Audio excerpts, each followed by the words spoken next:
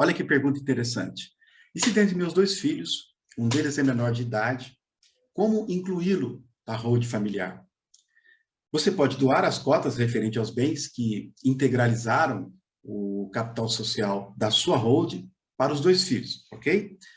Mas o que for menor de idade, obviamente, ele não poderá exercer a administração da sociedade. Mas e se porventura ele for declarado absolutamente incapaz? Então, nesse caso, ele vai ter que ter um curador. E jamais esse curador vai poder dispor gratuitamente dos bens. Mas veja, houve uma situação em que um casal de idosos, ambos com 90 anos, e eles tinham uma holding familiar no qual o filho de 60 anos cuidava, além dos pais, da irmã incapaz. Era um verdadeiro sacerdócio.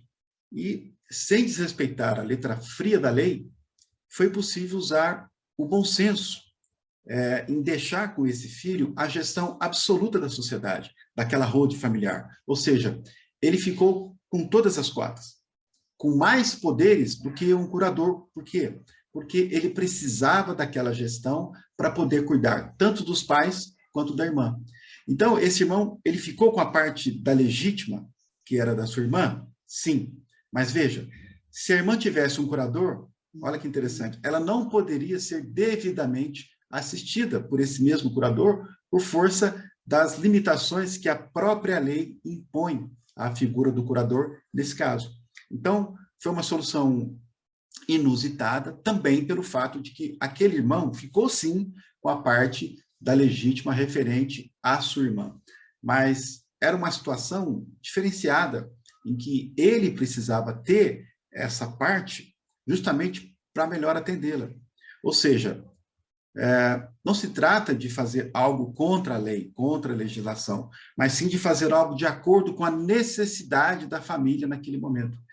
Então, ainda que nesse caso específico não tenha sido respeitado a legítima, trata-se, evidentemente, de alguém que jamais vai reclamar disso. Por quê? Porque de uma forma íntegra, de uma forma honesta, a parte dela está sendo utilizada em seu próprio benefício.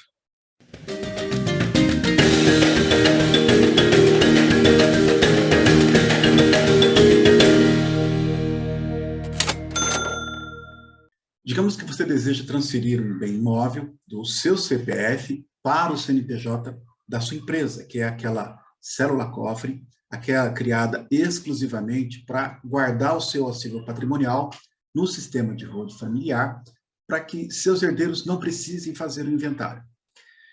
Essa transferência ela é feita em dois atos. Um ato que transfere a propriedade e o outro que registra essa transferência.